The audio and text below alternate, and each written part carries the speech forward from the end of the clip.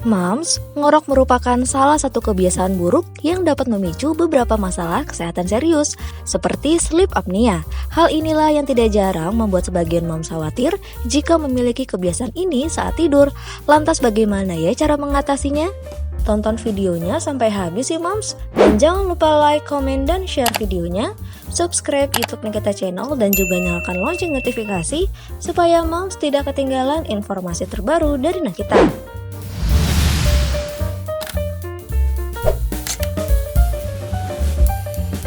Posisi tidur. Moms dianjurkan untuk mengubah posisi tidur, seperti misalnya tidur miring ke samping yang mencegah lidah menghalangi jalan nafas sehingga tidak akan menyebabkan dengkuran. Mengonsumsi minuman herbal. Dianjurkan pula untuk mengonsumsi minuman herbal seperti campuran teh jahe dan madu. Cara membuatnya pun terbilang cukup mudah dan gampang. Pertama, rebus air bersama jahe dan daun teh hijau di dalam panci dengan menggunakan api sedang. Lakukan hingga air mendidih. Terakhir, angkat lalu saring tehnya. Kemudian tambahkan madu secukupnya dan aduk rata. Sajikan selagi hangat ya moms. Semoga bermanfaat.